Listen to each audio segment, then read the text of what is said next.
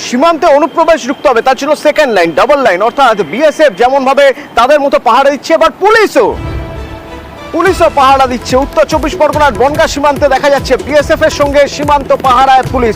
অনিরুদ্ধ প্রতিনিধি আমার সঙ্গে সরাসরি রয়েছে। অনিরুদ্ধ, সীমান্ত দেখার দায়িত্ব অবশ্যই বিএসএফ এর, বিএসএফ কে সাহায্য করছে পুলিশ, সেকেন্ড লাইন হয়ে রয়েছে পুলিশ, এও এক নজিরবিহীন ঘটনা। কিন্তু এরকম পরিস্থিতি কেন?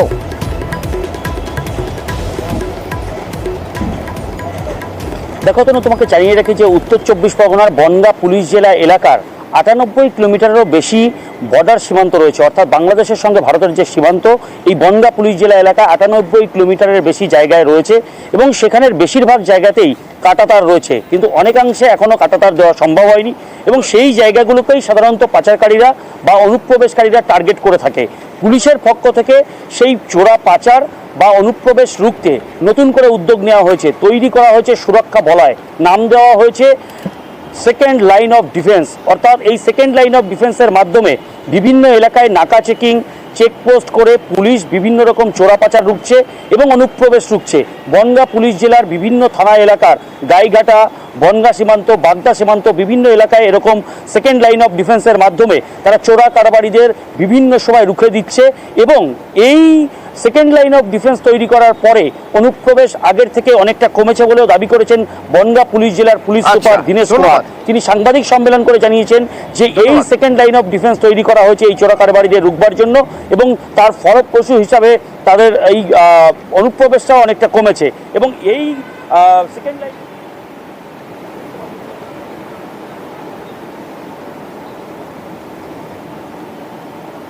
ক্যানিং এর একটি স্কুল, সেই স্কুল নিরাপত্তার জন্য, স্টুডেন্টদের নিরাপত্তার জন্য এক অভিনব প্রযুক্তি নিয়েছে।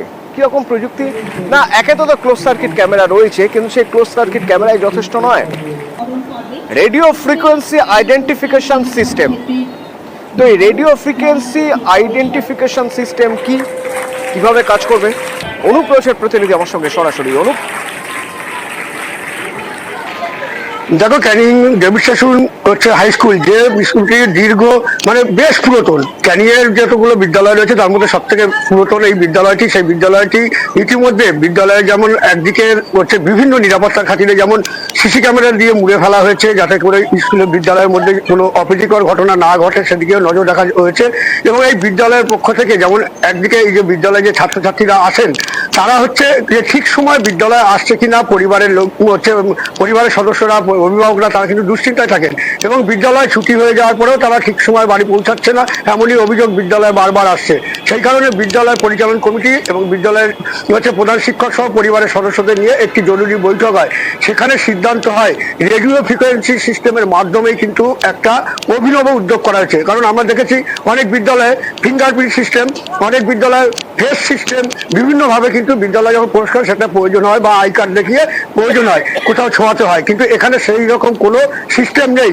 বিদ্যালয়ে প্রবেশ করার সঙ্গে সঙ্গেই এই যে রেডিও ফ্রিকোয়েন্সি যে সিস্টেমটি রয়েছে সেইখানে যাওয়ার সাথে সাথেই তার 5 মিটারের মধ্যেই কিন্তু সে কিন্তু নজরে চলে আসবে, সঙ্গে সঙ্গে বিদ্যালয়ের লগ বুকে কিন্তু এন্ট্রি হয়ে যাবে এবং শুধু লগ বুকে নয়, সেখান থেকেই কিন্তু তার পরিবারের সদস্যদের কাছে বা অভিভাবকের কাছে মোবাইলে মেসেজ চলে যাবে তার সন্তান বিদ্যালয়ে উপস্থিত হয়েছে। এবং ঠিক এই বিদ্যালয় ছুটি হলে তখনই কিন্তু পরিবারের হচ্ছে অভিভাবকরা তারা জানতে পারবেন তার সন্তান বিদ্যালয় থেকে কিন্তু বাড়ি ছুটি হয়ে গেছে, সে কিন্তু বেরিয়ে পড়েছে। এই কারণে নিরাপত্তার কারণে কিন্তু বিদ্যালয়ের পক্ষ থেকে অভিনব হচ্ছে উদ্যোগ নেওয়া হয়েছে। এই বিদ্যালয়ের প্রধান শিক্ষক তিনি জানিয়েছেন এই রাজ্যে, দেশে কি ঠিক জানা নেই, কিন্তু রাজ্যের মধ্যে প্রথম এইভাবে এই অভিনব সিস্টেম। ধন্যবাদ হয়েছে।